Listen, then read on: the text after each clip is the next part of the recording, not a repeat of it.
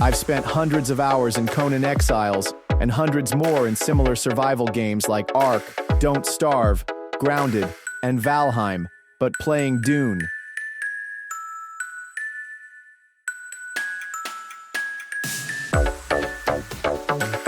Awakening made me realize that the formula I've grown so accustomed to over the years isn't necessary to make a genre gem.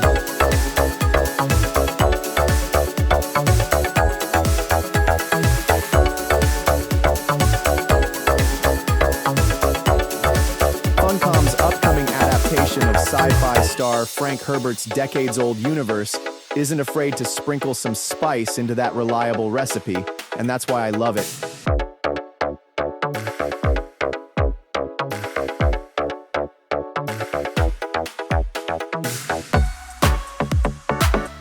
While I only spent around 8 hours playing the new Dune game, it was enough time to grow properly acquainted with, and genuinely hooked on, the ways that Funcom's unique MMO survival blend stands apart from its predecessors.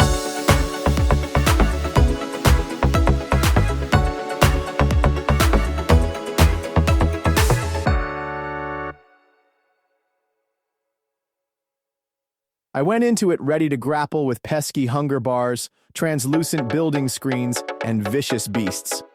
Instead, I found sandworms.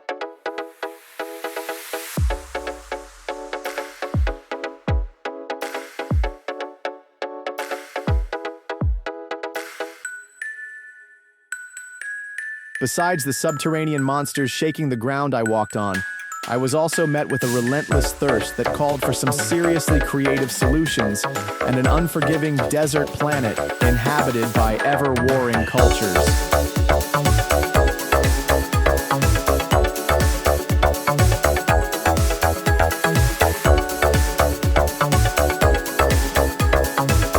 This is no Conan Exiles. This is Dune, through and through in all of its parched political glory. This was the lore I grew up with, the lore my father grew up with. 60 years of world building, reimagined for a video game I can't wait to play more of.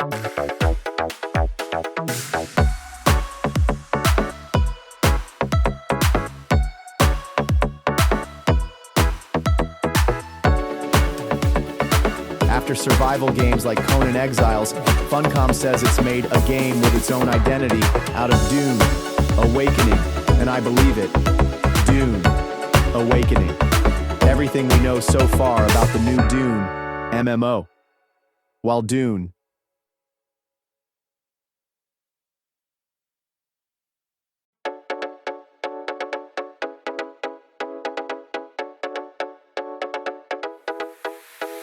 Awakening aligns itself well with Herbert's books, and of course Denis Villeneuve's films. It follows its own alternate timeline in which Paul of House Atreides was never born. Lady Jessica instead birthed the daughter she was meant to birth for the Bene Gesserit, which also means that the Duke never died. It's an exciting spin on the story many of us already know and love, offering Funcom a degree of creative freedom it wouldn't otherwise have. Everything is familiar enough to dedicated Dune fans while also feeling new. A breath of fresh air for the beloved setting.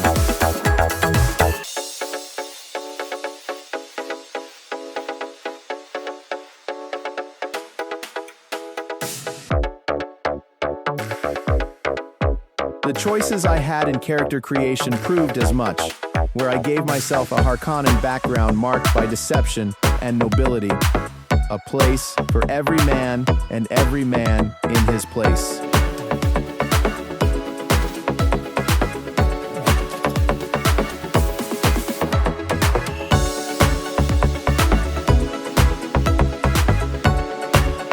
I also opted to walk the Bene Gesserit path, because who wouldn't want to have the voice on their side? I felt all the more comfortable with my decisions after surviving the Gom Jabbar test and embarking on my sand-swept journey, too. Not everyone on Arrakis can compel others to stop in their tracks and accept their death without so much as a peep, after all. But I was thrilled to find that I could do so with ease, and much more besides. As producer Niels Ryborg tells me, water is the most important thing on Arrakis.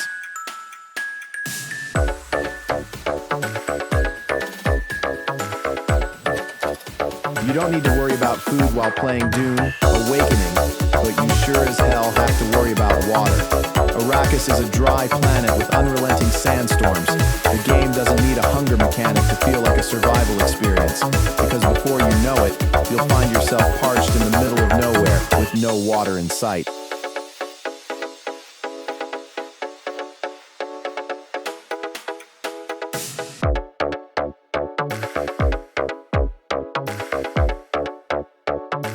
Upon wrapping up in the character creation menu and leaving the tutorial cave, I immediately learned what it means to be thirsty to the point of death. My cyberpunk-esque white hair and cool black irises can't save me in the dunes, unfortunately, not from hot worm summer.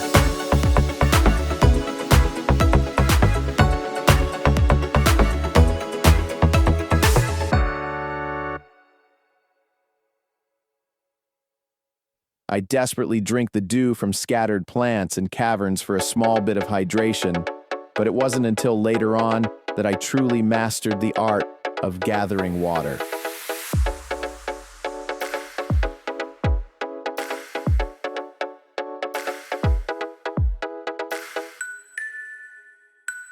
Once I discover and advance the in-game technology tree, a menu fellow survival stands no well.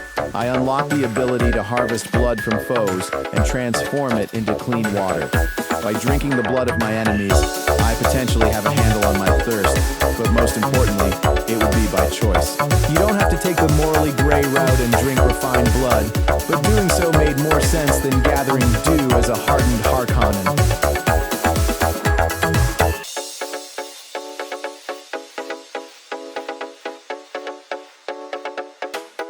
Such person-dependent choices are core to DUNE Awakening and how true the game stays to the pre-established universe. They're not the only way Funcom's Survival MMO is loyal to its source material, however.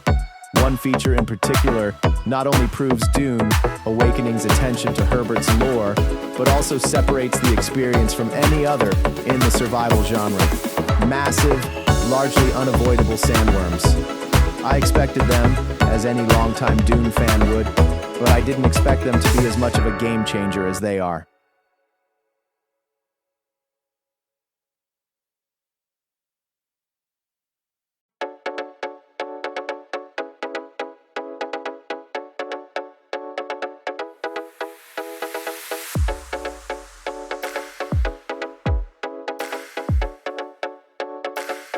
DUNE Awakening doesn't boast the enemy variety other fantasy or survival titles do, but the sandworms make up for it, and then some.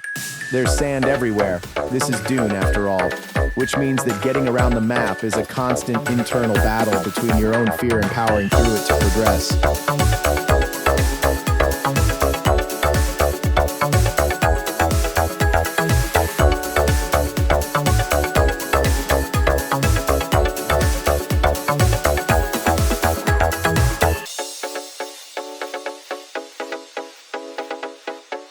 Once you step onto the sand and off the safety provided by cliffs and caves, the brilliant sound design coupled with the sandworms' whale-like groans make you feel as though you're in Jaws.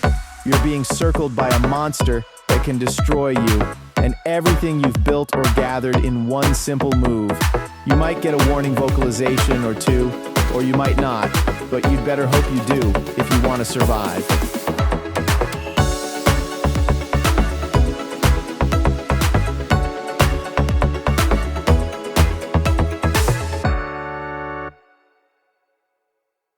Sandworms present me with another obstacle. How and where will I set up my base? Base building is one of my favorite survival game features, just as decorating homes is one of my most beloved MMO mechanics. I couldn't just set up shop anywhere, though. I'd risk losing everything to a sandworm's gaping mouth.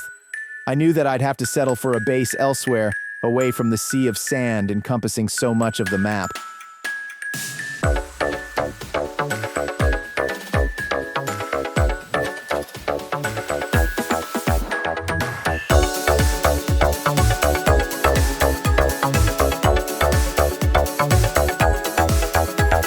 Thankfully, there are crusty red rock formations and hanging cliffs scattered about Arrakis. I found a spot I liked and tried not to worry too much about wanting to move later on, as the game features a handy copy and paste system for builds. Building is so much fun with all of the customization and Funcom's attention to detail in design. I lost literal hours to it. The grid and snap systems were finicky at times, but as an Ark veteran, I can safely say they could be much worse. I could have spent all day tweaking my base, unlocking better recipes, building more floors and layers, decorating to my heart's content, and coming away with the base of my dreams, which I feel speaks to the quality of DUNE Awakening's more survival-aligned gameplay.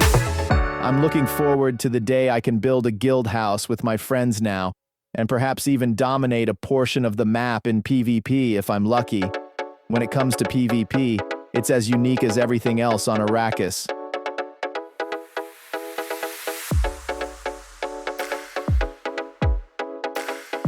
In DUNE, killing isn't necessarily power. Taking on enemies is important in PvP, of course, but something else is even more important: spice.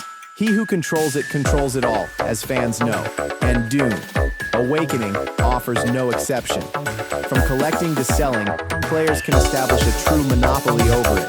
There's more to the PvP than just spice, but spice is a big deal in both PvP and PvE. You can use it, sure, but are you ready to deal with the reliance upon spice that comes with its use? It may help you become more capable momentarily, but you'll end up needing more of it, and going without it will hurt, to put it lightly. I'd find myself enjoying spice melange one minute, only to have none left on me the next. It's the sort of balancing act not found in other survival games, a thought-provoking mechanic unique to Funcom's MMO. DUNE Awakening is a game with its own identity, according to Ryborg, and I'm inclined to agree. Between the sandworms and the spice, blood drinking and constant danger of Arrakis, there are so many special features that make it a delight for both older DUNE fans and general survival genre stans searching for something new alike. And boy, can I not wait to dive back into the sandy depths, wriggling worms and all.